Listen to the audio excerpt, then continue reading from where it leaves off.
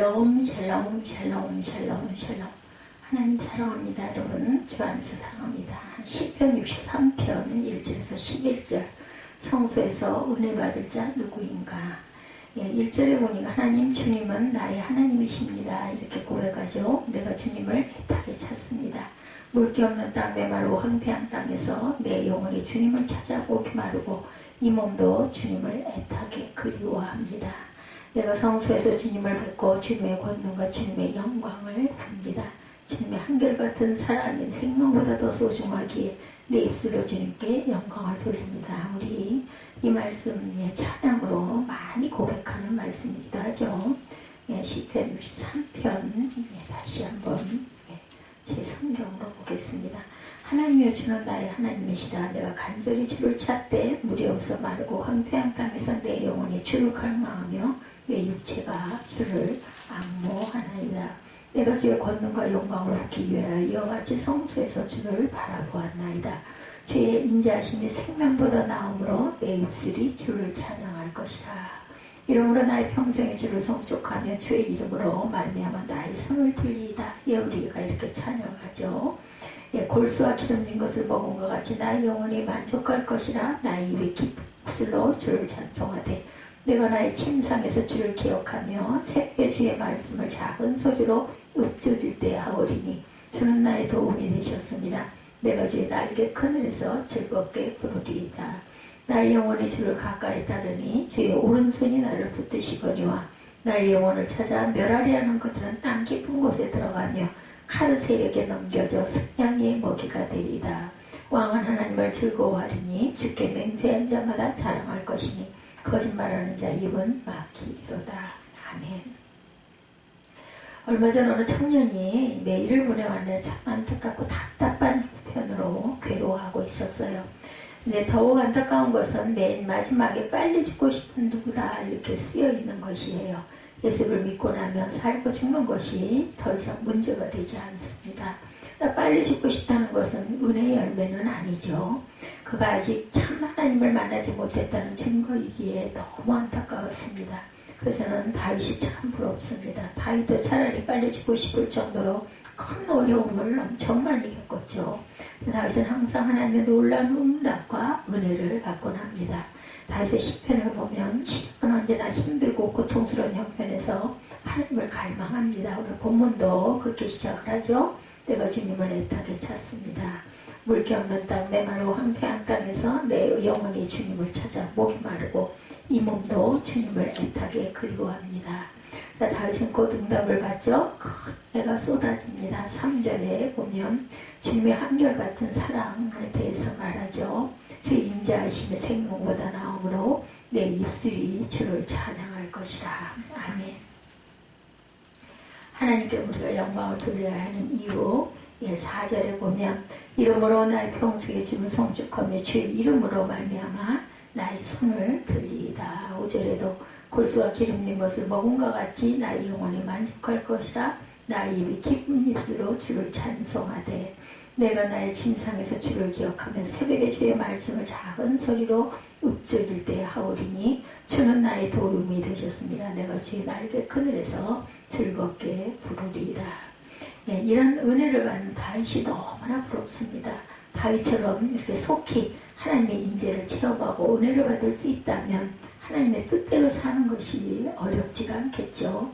어떤 시련도 감당할 수 있을 것입니다. 그런데 주목할 것은 다시 이런 은혜를 성소에서 받았다라는 것이죠. 2절에 내가 성소에서 주님을 뵙고 주님의 권능과 주님의 영광을 보았나이다. 그러면서 주의 인자하심의 생명보다 낫다 이렇게 고백을 하죠. 성소는 하나님의 인재를 상징하는 곳입니다. 지금의 교회입니다. 하나님께서 하나님의 백성을 만나 주시겠다고 약속하신 곳, 이 성소에서 다윗은 주님을 보았어요.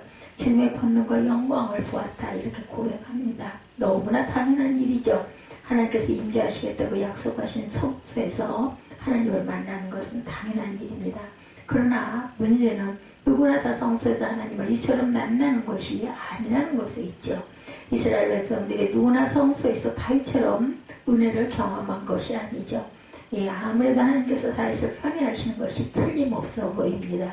그래도 오늘 교회에 나와 예배를 드리지만 달과 같은 은혜를 받는 사람은 얼마나 될까? 다 함께 예배 드리지만 빨리 죽고 싶다는 이러한 고백을 하는 사람도 있다라는 것.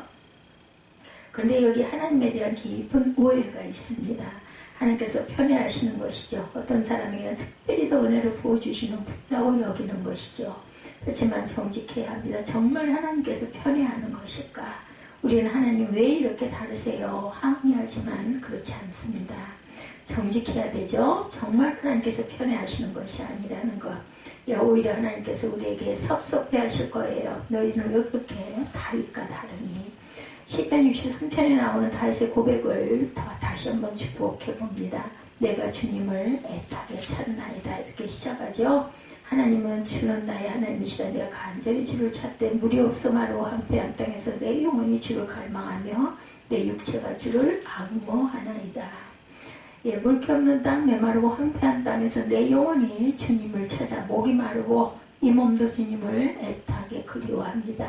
이스라엘 광야를 보고 난 다음 읽으니 그 심정이 어떤지 알 것 같죠. 이건 갈망이 아니라 거의 정말 생명을 건 투쟁일 것 같아요. 이렇게 하나님을 애타게 찾는 분은 많지 않을 것입니다. 다윗은 하나님을 막연히 믿는 것에 만족하지 못한 사람, 하나님이 계시겠지 이런 게 아니었죠. 살아계시면 분명히 살아계신 하나님으로 만나야 직성이 풀리는 다윗이었어요. 응답하신 것 같다가 아니죠. 분명한 하나님의 응답이야 할 때까지 하나님께 매달려 기도합니다. 은혜인 것 같다가 아닙니다. 은혜입니다. 다윗은 하나님은 분명히 살아계시다. 하나님께 살고 죽는 권세, 생사화복의 모든 열쇠가 하나님 손 안에 있다 이렇게 믿은 사람이죠. 복은 하나님이 주시는 것이다. 이 믿음에 자신의 모든 것을 걸었어요. 하나님이 살아계신 하나님이시고 유일하신 하나님이시고 구원하시고 방패이시며 산성이심에 자신의 생명을 겁니다. 이것이 40이면 사는 것이고 40이 아니면 죽겠다라는 결심이죠. 하나님을 믿으니 죽는 한이 있어도 하나님 말씀대로 살았다라는 것. 그래서 다윗은 하나님의 말씀이 이루어지지 않고 하나님의 살아계신 증거가 나타나지 않을 때 하나님께 사생 결단을 하고 매달리는 것입니다. 하나님께서 살아계신데 어찌 이럴 수가 있습니까? 여러분도 그러십니까? 여러분들 신앙생활하면서 가장 안 좋은 태도가 말씀이 자신의 경험과 다를 때 안 된다, 힘들다 하면서 넘겨버리는 태도. 말씀이 이루어지기를 기도하고 성령께서 깨닫게 해주시기를 기도하고 순종해야 합니다. 자신을 증인으로 써달라고 헌신해야 합니다. 그러면 누구나 다윗처럼 하나님이 부어주시는 은혜를 누리게 됩니다. 다윗은 하나님의 법궤가 예루살렘 성으로 들어오는 날 하치가 드러날 정도로 덩실덩실 춤을 추죠. 너무나 좋아합니다. 너무나 기뻤던 거죠. 그러나 이런 다윗의 행동은 아무리 좋게 보려고 해도 좀 심했던 것 같습니다.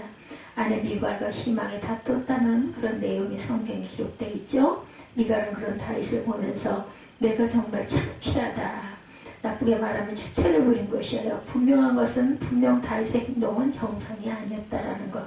근데 자신을 비난하는 미갈에게 다윗이 사무엘하 6장 21절에 다윗이 미갈에게 이르되 이는 야훼 앞에 한 것이니라. 그가 내 아버지와 그의 온 집을 버리시고 나를 택하사 나를 여호와의 백성 이스라엘의 주권자로 삼으셨으니 내가 야훼 앞에서 뛰놀리라. 아멘. 내가 이보다 더 낮아져 스스로 천하게 보일지라도 내가 말한 바 계집중에게는 내가 높임을 받으리라 한지라. 다윗은 정말 하나님을 바라보고 산 사람입니다.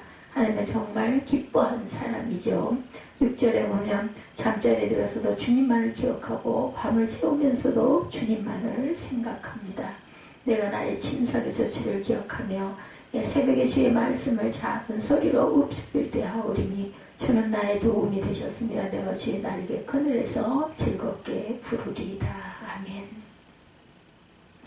이사야 시편 42편 2절입니다. 시편 63편 6절에도 잠자리에 들어서도 주님만을 기억하고 6절에도 이렇게 고백하고 있죠. 또한 16편 8절에도 내가 야훼를 항상 내 앞에 모심이며 그가 나의 오른쪽에 계심으로 내가 흔들리지 아니하나이다. 시편 42편 2절에도 내 영혼이 하나님과 살아계신 하나님을 갈망하나니 내가 어느 때에 나가 하나님의 얼굴을 배울고 다윗이 지금 우리 가운데 있다면 우리도 비정상이라고 여겼을 것입니다. 꼭 저렇게 해야 해? 이스라엘 백성들도 더 하나님을 믿었지만 다윗처럼 하나님을 좋아하고 사모하고 갈망한 것은 아니었어요. 그래서 다윗은 성소에서 하나님을 만났던 것입니다.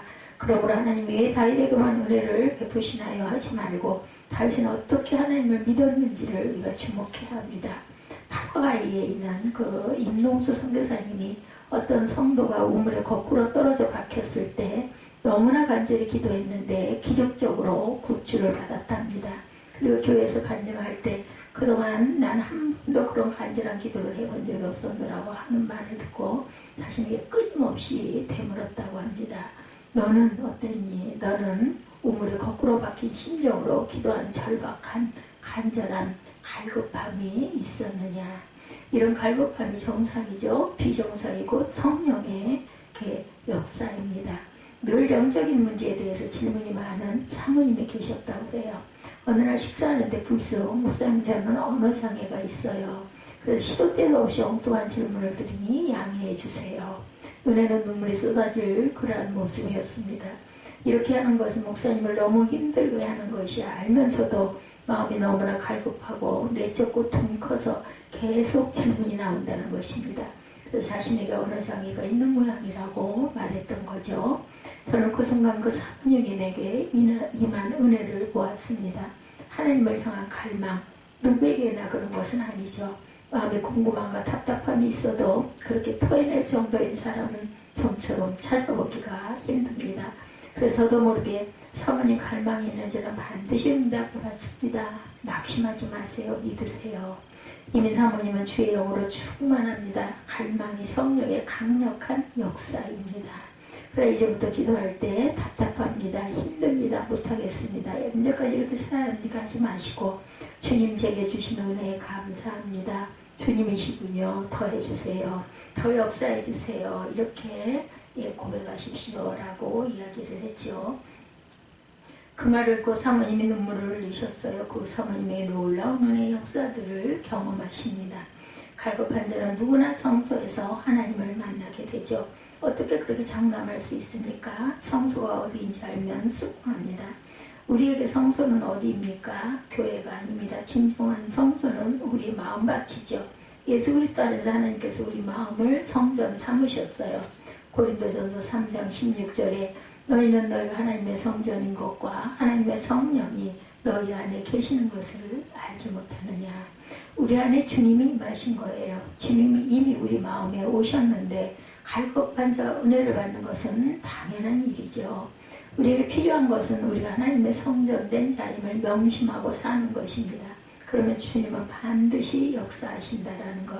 다윗은 우리를 보고 무엇이라고 할 것 같습니까? 펄쩍펄쩍 뛰면서 말할 것입니다.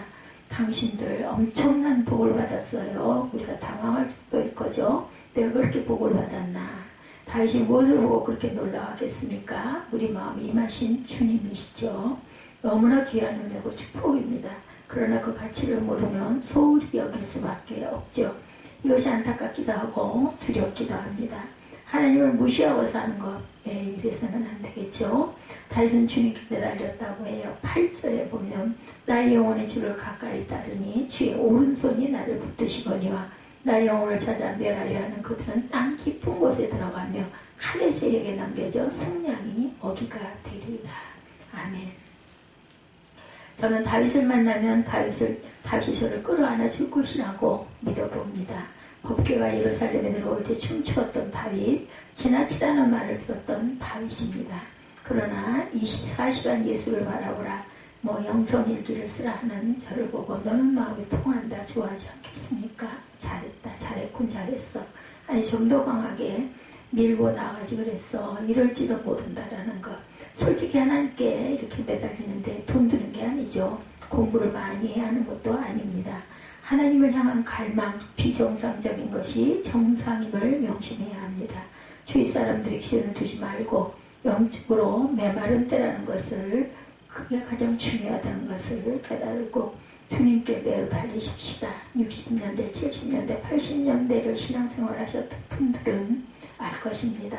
지금이 얼마나 영적으로 메말라 있는 때인지. 그러므로 하나님을 믿는 갈망, 다윗에게 기준을 두어야 되겠죠. 예, 며칠째 인터넷으로 뉴스를 검색하는 것을 중단하고 있습니다. 안식년은 그동안 미뤘던 일정을 소화하는 것이 너무나 힘이 들었다라는 어떤 목사님, 주여 꼭 해야 하는 일만 하고 꼭 만나야 할 사람을 만나는데도 이러면 저는 어떻게 해야 합니까? 이렇게 기도하는데 마음에 그나마 버릴 것이라고 생각나는 것이 잠깐 보았던 인터넷 뉴스였다고 하네요. 그렇게 며칠을 인터넷 뉴스를 보지 않고 지내면서 충격적인 경험을 하셨다고 그래요.